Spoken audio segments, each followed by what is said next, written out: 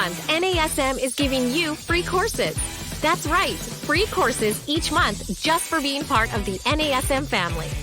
Learn about everything ranging from nutrition to strength, weight loss to stress relief, and everything in between.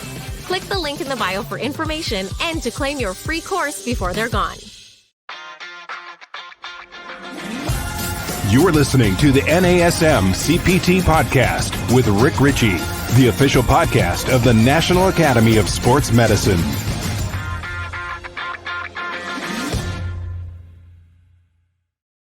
Hello, and welcome to the NASM-CPT Podcast. My name is Richey, and today we're going to finish up talking about Domain 3 as we are working through basically a study guide for the CPT-7. Study guide for people who are studying for the test. Fantastic. You're going to love it. You're going to find a few pointers, things that will be really helpful, maybe hopefully clarifying some content and ideas. And for those of you who are already NASM CPT certified, you are certified personal trainers. Hopefully this will still be beneficial. You can listen to this, learn from it, things that maybe weren't clear to you in the beginning, and maybe you passed it in the test and you didn't. Sometimes you lose things, you forget things, and sometimes you just get into a regular practice and being reintroduced to some content and concepts allow you to go, oh yeah, maybe I can do that and work with that with the clients that I have or with a particular client. Well, I think this one's going to come in handy because today we're going to be talking about posture, movement, and performance assessments. This one's a big deal for NASM, and that's why the assessment, you've got 16% of the test that comes from assessments. We did part 1 previously about health, wellness, and fitness assessments, and then we move into these assessments today, our posture assessments, movement assessments, and performance assessments. Let's start with posture and movement. There's static posture, dynamic posture, and then we want to look at optimal movement patterns. So let's get into understanding this a little bit more. Let's look at muscle imbalances. Muscle imbalances are alterations in the lengths of muscles surrounding a joint. So we oftentimes talk about overactive muscles and underactive muscles. The overactive muscle is a muscle that's working a bit more that forces a compensation to occur. So if I've got, let's look at underactive. Underactive is allowing the compensation to occur. So maybe it's not strong enough to keep the compensation from occurring. And if we look at something maybe like an anterior pelvic tilt, so the low back arches, the backside sticks out, the front of the pelvis is tipping forward, the pubic bone is going away from the front of the body, the top of the pelvis is going towards the front of the body. Then you've got some muscles that might be tight. Think about your hip flexors forcing you into that position. Those could be overactive muscles. And then your glutes, which would, if they were strong enough, would keep you from going into that position. So there's an example of overactive and underactive muscles that could be taking place and that lead to postural malalignment. So there's some postural assessments that we do, and we'll look at some static assessments initially. And static assessments are going to provide insights into deviations from optimal alignment of the body in a standing posture. And what we look at regularly are what are called the 5 kinetic chain checkpoints. So the 5KC, or the 5K, sometimes as I would just talk about it in coursework, what are your 5 kinetic chain checkpoints? And here they are. We're going to start number 1. We will work from the bottom to the top. So the first kinetic chain checkpoint, feet and ankles. Second kinetic chain checkpoint, knees. Third checkpoint, lumbopelvic hip complex. Lumbar spine, the pelvis, and the hip joint. They work together. They're oftentimes referred to as the lumbopelvic hip complex or the LPHC. Moving up, shoulders. And that's not just the shoulder joint, but those are the shoulder blades as well. So that entire shoulder girdle. And then the 5th one is the head and the neck. So one more time, 5 kinetic chain checkpoints, foot and ankle, knees, LPHC, the lumbopelvic hip complex, shoulders, and head and neck. Those are our 5 kinetic chain checkpoints. We'll continue to use those 5 kinetic chain checkpoints and help us to identify some other things that are going on in the body. For instance, in the static positions, we're going to look at something called pes planus distortion syndrome. What'd you say? What was that? Pes planus. Pes planus. Flat foot. We're looking at flat foot distortion syndrome. So pes planus. In static positions, here's what you're going to look at. The ankle joints will be the first thing. Pes planus, or a collapsed arch. Right? When you look at the ankle, you look at the feet, you'll see them maybe abducting, so the toes pointing out from the midline, the arch collapsed a bit. And then with that, usually what happens is that the knee joints in a static position will go into what's called a valgus, or a knock-kneed position. So they are rotating internally or medially, where they start to face each other instead of facing straight ahead. And then the hip joints, in order for your knee to go into that position, is going to go into adduction and internal or medial rotation. So in the static pes planus position, you're going to look at ankle joints. We have pes planus, or collapsed arch. We have knees, which will be in a valgus, or internally rotated position, and the hip joint, which will be adducted and internally rotated. Then from the pes planus distortion, let's look at some potential overactive muscles. Potential overactive gastroc-soleus complex, so your calves. The adductor complex, the hip flexors, those are potential overactive muscles in pes planus distortion syndrome. Potential underactive muscles. Potential underactive, the ones that are not stopping the pes planus from taking place. They're not strong enough to do that. Could be the anterior and posterior tibialis and the gluteus maximus and medius. So let's review it one more time. Pes planus distortion syndrome, overactive muscles, potential overactive muscles. Gastrocnemius and soleus, the adductors, and the hip flexors, potentially overactive, pulling it into that position.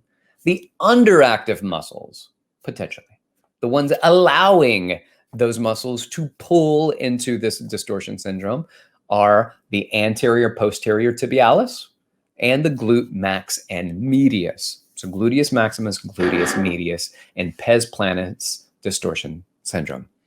Let's look at lower cross syndrome. Lower cross syndrome is one of the things that I talked about when I said we had an anterior pelvic tilt. So it's an anterior pelvic tilt and an excessive lumbar lordosis, or an arch in the low back. That's going to be the two-headed monster here, the 2 major components that go along with what's called a lower cross syndrome, anterior pelvic tilt, and an arch, an excessive lumbar lordosis, or an arch in the lower back. So in a static position, the hips are flexed, but your feet are on the ground. So what that means is that instead of pulling the femur up in a flexed position, you keep your legs straight, and then you just bend forward like a very gentle hamstring stretch. That is a hip flexed position. The pelvis is anteriorly tilted, but because we don't walk around in that position where our whole body is pitched forward, the pelvis stays there, but we lift our body up by arching our low back, so we're standing upright, but we're still in an anterior pelvic tilt position. That is lower cross syndrome. Potential overactive muscles in this would be hip flexors and lumbar extensors. They are overactive and pulling us into that position. The potential underactive muscles, the ones not strong enough to fight against the hip flexors and the lumbar extensors to maintain neutral, might be the gluteus maximus and medius. It might be the hamstring complex, might be the abdominal complex. So those are the potential overactive and underactive muscles. One more time, lower cross syndrome. We've got hips flexed, pelvis in an anterior pelvic tilt, and an arch, or an excessive arch, or lumbar lordosis in the lumbar spine. Potential overactive muscles, hip flexors, lumbar extensors, like the erector spinae. Potential underactive muscles, gluteus maximus, gluteus medius, hamstrings, and the abdominals. All of those muscles currently in an anterior pelvic tilt and an arched back or lower cross syndrome, the underactive muscles are in a lengthened position. Upper cross syndrome. So this is another one. Sometimes I refer to this as office back. What you've got are rounded shoulders and excessive flexion in the thoracic spine, known as a excessive thoracic kyphosis. So the arch in the lower back, which should be there, a slight arch in the lower back, is called a lumbar lordosis. It is an anterior facing curve. The thoracic spine is supposed to have a kyphosis, a posterior facing curve, but an excessive kyphosis is what we are concerned with. That excessive kyphosis can also lead to a forward head position. As we look at this rounded thoracic spine and a forward head, it reminds me a lot of people pounding away at keyboards, looking at screens, shifting their head forward, rounding their torso, their thoracic spine forward into this hunchback, flexed posture, shoulders protracted, rounded forward, shoulder joint internally rotated, and the head and the neck jutting forward. One more time, thoracic spine, excessive kyphosis, hunchback or flex position. Shoulder blades are protracted, and the shoulder joint internally rotated, and then the head and neck are jutting forward. What are some of the potential overactive muscles in the upper crossed syndrome? Pec major and minor, causing that protraction in the shoulder blades. Levator scapula and sternocleidomastoid, creating that shift of the head forward, and the upper traps can be a part of that as well. So pec major, pec minor, levator scapula, sternocleidomastoid, and upper traps. Are these all of the potential muscles that are there? No, I think this is a good list. The thoracic extenders would be a part of that as well, as we're in a thoracic flexed position. Potential underactive muscles would be muscles like the mid and lower traps and the rhomboids that are keeping the protracted, allowing the scapula to protract. Deep cervical flexors that are allowing the head to jut forward instead of keeping that chin in a chin tucked position. And again, these are potential underactive muscles. It is not an exhaustive list. But also, if these things seem like something that would interest you in learning more about, then after you're done with your CPT, I would like to direct your attention to the corrective exercise specialist product and course that NASM has, which is my favorite. So just throwing that out there. That's my favorite. But one step at a time, right? Am I right? Right. Let's talk about observing some dynamic postures. Dynamic posture observations is when we are looking at people move, and oftentimes it's the quickest way to gain an overall impression of a client's functional status. It's functional status because we're watching them move. Sometimes people can stand in awkward and weird positions and we watch them move and they move just fine. Sometimes that's not how it works. So watching people move is important because what we do is have people move. So I need to make sure that you are moving well. So we observe dynamic posture. And it should relate to basic functions like squatting, pushing and pulling, and being able to balance. That's what all of our dynamic postures should relate back to, these kind of basic functions that we have. And then it can also be incorporated as a first workout for your client. So we're doing exercises, and things might be some things that we foam roll and stretch, but then we start to provide strength training to strengthen some of those underactive muscles, and then exercises where everything can start working together as the orchestra starts to get back together. You've pulled out the trombones and you pulled out the bass, the cello, and you're allowing all of these individuals to be worked on individually. But then we put it back together and we give a nice global full body exercise experience so that they can work together as an orchestra in harmony again. And that's what we want. We want everything to work in harmony. One of the ways we can do that, one of the assessments that we at NASM use as kind of an anchor assessment for so many of the things we do regarding what we call a movement or a transitional assessment, is an overhead squat assessment.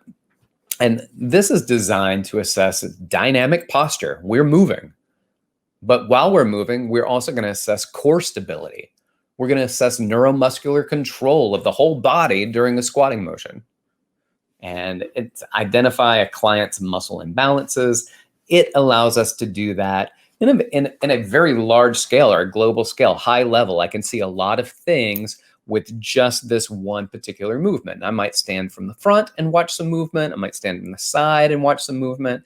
And a lot of this information for you can be found in your textbook on pages 388 to 392. That's for the CPT 7. If you're CPT 6, or you're listening to this later and you've moved on to whatever CPT you're listening to now, it is fine. Just those page numbers may be different. Check out what they are in your textbook. So let's talk about the overhead squat assessment. We're going to start with starting position. First, let's have the client stand on a flat, stable surface. Their feet are going to be shoulder width apart and pointing straight ahead. Now, just note that this is shoulder joint width and not deltoid width. And we get some people with some big deltoids that are like, did you mean this far apart? I'm like, no. Bring it back in. Shoulder joint, which is really not that much wider than your hip joint. So just a little bit wider than hip position, feet pointed straight ahead. Your foot and ankle complex should be in a neutral position. So usually we'll call that our second and third toe pointing straight ahead. And ideally, the assessment should be performed with the shoes off to better view what's going on at the foot and ankle complex. If I can do a review of what's going on, I can see some movements take place, and I go, oh, that's what's going on. And I spend a lot of time trying to correct it, and it never does because I didn't see what was happening at the foot and ankle. And that could have been where the issue was primarily from. So the foot and ankle, it's better for us as practitioners to see them do this with their shoes off. All right. The client should raise their arms completely overhead when they're doing this. So hence the overhead squat assessment. So arms go up overhead with their elbows fully extended.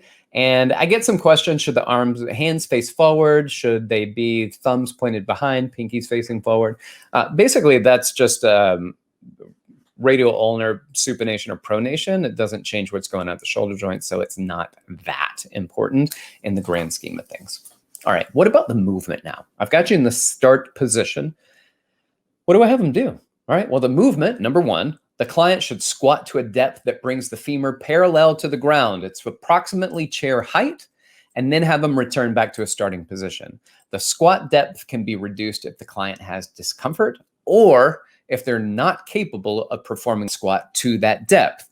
Well, and if they can, it doesn't hurt. They just like, I can't get down any farther. Ask them to try. And what you might see is an excessive forward lean or something else. So if we can get them to go into a squat, we can identify some other things that are going on in their body. But if we have anybody pretty much do a shallow squat, it will look perfect. So have them squat to chair depth or have their femurs be parallel to the ground. And that's the depth we're looking at. And the client's going to repeat this movement for approximately 5 reps. Sometimes I have people do more, but 5 reps gives me a pretty good idea. So we'll say approximately 5 reps while the fitness professional views that client from both the front and the side, what we refer to as an anterior view or a lateral view. Well, what are we looking at in an anterior view in the overhead squat assessment? Well, first, the feet should remain pointed straight ahead as if the client is on snow skis. Neutrally on snow skis or railroad tracks that are shoulder width apart, railroad tracks. Common movement impairment that you're going to see is the feet externally rotating or they start to turn out. So the toes will turn out, the heels will be in. That's a very common movement impairment that we see. The other one is that the knee should track straight forward and remain over the second and third toe, the center of the foot. The common movement impairment that we're going to see is something called knee valgus, or the knees caving in, that knee knock position. So 2 things to be aware of there, feet turning out, knees turning in. Well, Rick, what if it's just one of those things? Then it's just one of those things. Take a note, the feet turned out, take a note that the knees went into the valgus position, and you just write it down. Just keep notes of those things.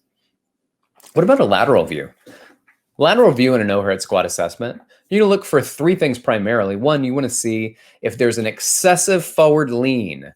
And what we commonly like to look for is something called a tibia-torso angle, that when somebody squats, the line of the tibia and the line of the torso remain parallel. Well, when in an excessive forward lean, you might see the tibias remain straight up and down, and the torso bends forward over that. So if we made these ongoing parallel lines from the shin and the torso, you would see that those lines would intersect. And the earlier they intersect, the more excessive the forward lean. So we're looking for an excessive forward lean. We're also looking to see if the low back arches excessively. So some people will squat down, and as they squat, they go into an excessive arch in the low back. And then the other thing from a lateral view that you might look for is arms falling forward. So as they squat down, then the arm is flexed overhead, full flexion. But for some reason, when they squat, they go into a slight extension from that fully flexed position. Well, we want to identify what that is, why it's doing it, and we need to take notes if we see it happen. So let's look at the foot and ankle complex. Foot and ankle, anterior viewpoint, the movement impairment is the feet turn out. All right, possible muscle imbalances. Here's what we're going to look at. Possible overactive muscles, gastrocnemius and soleus, the calves. Another thing would be the hamstring complex, particular one of the hamstrings, which would pull that laterally, causing the lower leg to rotate at the knee and cause the foot to follow, creating external rotation at the knee. That then creates the foot turnout position. What are some of the underactive muscles? Could be the anterior and posterior tibialis, the muscles around the shin, the tibia, more specifically. And then we've got the glute max and the glute medius that could be part of this feet turn out position. So those would be underactive. Overactive, gastrocnemius soleus and hamstring complex. The possible underactive muscle, anterior and posterior tibialis, glute maximus, and medius. All right, let's look at the knee. Anterior view, valgus, they cave in. Possible overactive muscles will be the TFL, the tensor fasciae lata. It's the muscle near the front of the hip. And then the adductor complex. Adductor complex, the muscles in the inner thigh, causing the adduction at the hip and the knees to cave in towards each other. What are some of the underactive muscles potentially in a valgus position, a knee valgus position specifically? So underactive muscles, glute maximus and medius, we keep saying that. And then the anterior and posterior tibialis. That shows up again as well. One more time, in a knee knock position, the knee valgus position, knees cave in. Possible overactive muscles, tensor fasciae lata, the TFL, and the adductor complex. Underactive muscles, glute maximus and medius, anterior and posterior tibialis. All right, lumbopelvic hip complex. When we talked about this is all from the lateral view now, the low back arches, potential overactive muscles in low back arches, hip flexors like the rectus femoris, the psoas, the TFL, lumbar extensors, the low back muscles, latissimus dorsi, the large muscle in the back, that can be a part of the low back arch, especially with the arms overhead. If the low back arches, what are some of the underactive muscles? Could be the glute maximus, could be the hamstring complex, could be the abdominal complex. So we want to look at those. Let's repeat it one more time. Low back arches, when we're looking from a lateral view, we see the low back arch, overactive muscles, hip flexors, rectus femoris, psoas, TFL, lumbar extensors, muscles of the low back, latissimus dorsi. Underactive muscles for low back arches, gluteus maximus, hamstring complex, and abdominals are potential muscles that would be associated with that. Again, from a lateral viewpoint, we're now going to look at excessive forward lean. So the trunk leans forward excessively. So we have parallel lines, and as people start to descend, the shin doesn't go forward that much, and the torso goes forward, and those lines would intersect as opposed to remain parallel. What are some of the overactive muscles here? Well, the hip flexors, gastrocnemius and soleus, calves, rectus abdominis, and external obliques, which are those superficial abdominal muscles. Those are potential overactive muscles. Possible underactive muscles and an excessive forward trunk lean. The gluteus maximus, hamstring complex, and lumbar extensors, potentially underactive. One more time. Excessive forward lean, overactive muscles, potentially hip flexors, gastrocnemius and soleus, rectus abdominis, and external obliques. Underactive muscles, potentially for an excessive forward lean, gluteus maximus, hamstring complex, and lumbar extensors. Here's something I want to answer for you because the question might be there. If I'm doing an excessive forward lean, why on earth are my calves considered to be tight? And that's because there's not enough dorsiflexion that takes place at the ankle. And if you don't get enough dorsiflexion, the shin can't move forward very well, or the knees can't move forward towards the toes. And that forces the upper body to compensate by going into an excessive forward lean. So that's why the calves are part of that process of an excessive forward lean. Okay, next one, arms fall forward. Arms fall forward, overactive muscles potentially are going to be the latissimus dorsi, pec major and minor, and the teres major, which is the lat's little brother. So anything that the lats do at the shoulder, the teres major wants to follow along and be just like his big brother. Underactive muscle, if you see the arms fall forward, then it could be underactive middle and low traps, rhomboids, posterior deltoids, and maybe some portions of the rotator cuff, which are designed to stabilize the shoulder. So in an arms fall forward, one more time, overactive muscles, lats, and his little brother, teres major. Pecs major, and pec major's little brother, I guess, pec minor. So the pec major and pec minor could be considered overactive. Underactive would be mid and low traps, rhomboids, posterior delts, and portions of the rotator cuff. All right, let's move on. We only have a few more to review. Let's go through a single leg squat assessment. What's a single leg squat assessment designed to do? Well, to assess dynamic posture, lower extremity strength and balance, and coordination while standing on one limb. We have that single leg stance. What's your start position? The client's going to stand flat on a stable surface with hands on the hips and their eyes focused straight ahead. The client's going to lift one foot about 6 inches off the floor. The stance foot, that stance leg, the ankle and knee, and the lumbopelvic hip complex, the LPHC, should be in a neutral position, pointed straight ahead. You can check this out in your textbook, pages 392 to 394 of your CPT 7. And again, if you're on a previous one or you've moved past into future dates for later CPTs, they might be on different pages. So what do you do? What's the movement in the single leg squat assessment? Well, you still keep the hands on the hips, and the client's going to squat as deep as possible while maintaining balance, and then return back to an upright position. The depth of the single leg squat will be dependent on the client, and it's going to vary across different people, different populations, and the client's going to perform up to 5 repetitions before switching sides. And we want to look at that movement. We want to assess the movement. So what are we looking for? Anterior view only. We only look from the front. The knee should track forward and remain over the second and third toes, right in the center of the foot. A common impairment is going to be the same as it was with the two-legged stance. Knee valgus. The knees start to cave in, that knee knock position. Potential overactive muscles, if we see that, would be TFL and adductor complex. Potential underactive muscles would be glute max and glute medius, anterior and posterior tibialis. Very similar to what we saw in the previous.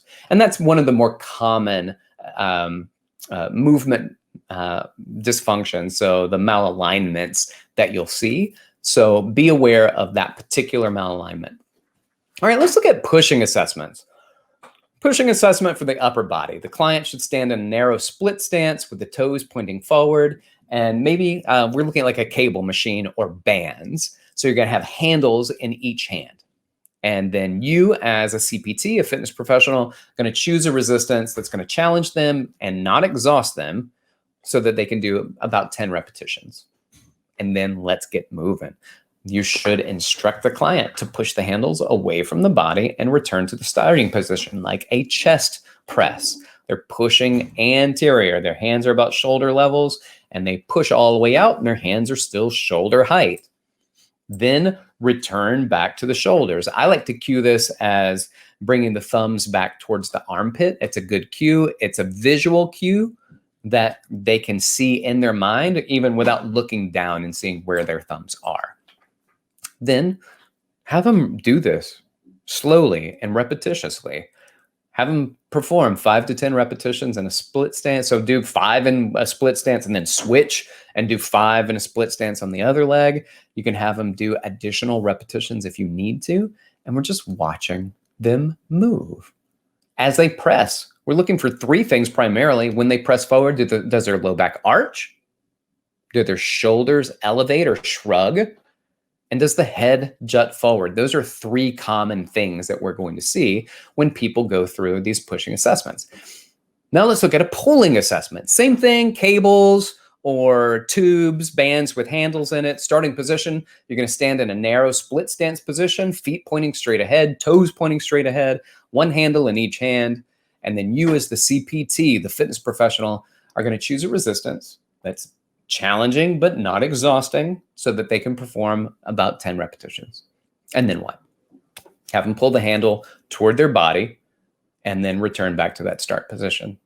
Slow, controlled repetitions, keep that slow tempo, and then perform 5 repetitions if you're in a split stance, and then switch the leg that's forward and do 5 more repetitions. You can do additional repetitions as needed, but I wouldn't really do necessarily more than 5 additional reps. So, I mean, if we're doing a heavy enough weight to challenge them, but still get 10 repetitions, asking them for 20 is probably not going to happen. So if they can do a few more repetitions just so you can see a little bit better what's going on, otherwise have them take a break and reassess after they've kind of gathered themselves back together again. All right. From a lateral view, what are we looking at?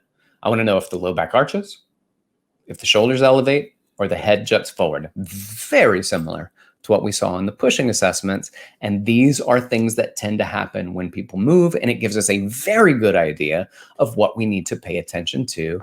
And there is a push-pull solutions chart. So in a push-pull solutions chart, kinetic chain checkpoint from a lateral view in a pushing assessment, if the LPHC, lumbopelvic hip complex, we see that happening, the low back arches, it might be hip flexors and lumbar extensors that are overactive, could be the glute maximus, hamstrings, and abdominals that are underactive. In a lateral view, in a pushing assessment, the shoulder complex, if we see shoulder elevation, it could be the levator scapula and the upper traps, and the underactive muscles could be the lower traps and the mid traps. The head, in a lateral view, in a pushing assessment, if the head juts forward or protrudes forward, it could be the upper traps, the sternocleidomastoid, or the levator scapula. Underactive muscles might be the deep cervical flexors. What about pulling assessments? Now, pulling assessments, lateral view, the LPHC, so we see the lumbopelvic hip complex, the low back arches. What's a potential overactive muscle? Hip flexors, lumbar extensors. Underactive muscles, gluteus maximus, hamstrings, abdominals, same. Shoulder complex from a lateral view in a pulling assessment. If the shoulders elevate or shrug, overactive muscles, potentially levator scapula, upper traps. Underactive muscles, lower traps.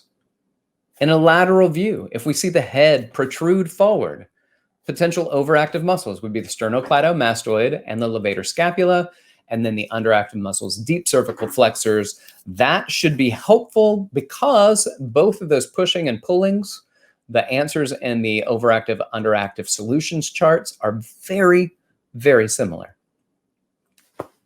All right. Let's talk briefly about performance assessments, and we will wrap this up. Performance assessments measures overall strength, muscular endurance, power, and agility, depending on what you do. Basic performance assessments are going to be these. Push-ups, push-up test. How many can you do? Bench press strength assessment, squat strength assessment, a vertical jump, a long jump, the left test or the lower extremity functional test, a 40-yard dash, a pro shuttle run. These are different types of performance assessment. And what's the benefit of conducting and implementing performance assessments? Well, assessing a client's static posture, allows for a quick understanding of how they position their body during the day. Movement and performance assessments demonstrate a baseline of the client's functional status in a wide range of tasks. And we looked at strength assessments and running assessments and shuttling assessments, agility assessments, jumping assessments. Movement assessments are helpful to identify and correct movement impairments with potential muscle imbalances. Strength-based assessments allow the fitness professional to accurately assess a client's maximal strength capacities. Performance assessments allow for careful tracking of athletic performance, whether that's power, speed, agility, or muscular endurance. Sequencing. Just like we had sequencing of our physiologic assessments when we talked about this earlier in the week, our previous episode, sequencing fitness assessment is important too. So preparation, getting them ready for what they're about to do, going through a health screening, then going into physiological assessments, then you can go into body composition assessments, then postural assessments. So whether that's static followed by movement, and then cardiorespiratory assessments, and then finish with performance assessments. So you might want to track and sequence in that direction. All right, with that being said, there are going to be some considerations and some modifications. If somebody is overweight or obese as a client, you want to be aware of what that is and how you can modify these assessments. The important thing is that you do the modification, and that modification is repeated exactly the same way the next time you do an assessment, so that you appropriately benchmark where they are and can track progress by doing the exact same test. You might have clients that are youth clients, and youth clients, these aren't designed for youth clients, this is designed for standard clients. And so working with kids is going to alter how some of these are done. Also, the younger the kids, the more enjoyable these probably need to be. So make sure you incorporate fun. And I'm going to say not just with kids. Make sure you're incorporating some fun with your clients as well, because yes, some people may want to, they won't enjoy it and they'll be okay with it because they want those outcomes so bad. But the majority of people are so not interested in working out or exercise. And if we're not making this an enjoyable experience for them, then we're not doing anything to support that process, and we may lose some clients. So as fun as you can keep it while still being on task. What if the clients are older and their abilities to move and to function, the range of motion that they have, their ability to not jump or jump, the strength assessments, all of these things need to be altered and create modifications for that population. And then prenatal clients, so people that are pregnant and as postnatal to that as well. So right after they finish giving birth, up to a certain amount of time, being very, very aware that that there's something really, I would say significant that happened in their body. And so the prenatal client and the postnatal client you want to be aware of. Older clients, youth clients, overweight and obese clients, consider those modifications and work within their capabilities. Keep it fun, keep it light, and keep them training. That has been the second part of the Domain 3 assessment, Section 4. We reviewed chapters 11 and 12. Thank you so much for your time. I appreciate you being a part of this particular podcast. And if you are interested in learning a little bit more about what we're doing, go back and listen to some of the previous podcasts, because we're going domain by domain through the entire study of the NASM-CPT 7. So for those of you who are studying for this, we have more episodes to come. If you're taking the test between now and the next one, good luck. I'm sorry you didn't get a chance to hear any of these episodes leading up to it. I hope that it works out for you. I also hope that you take this time and opportunity. You made it to the end of the podcast to like, subscribe, share, all of that stuff. What you do and your feedback helps us at NASM get a little bit better at what we do. So thank you so much for your time. You want to reach out to me directly, you can do so on Instagram at dr.rickrichey or email rick.richey@nasm.org. This has been the NASM CPT Podcast.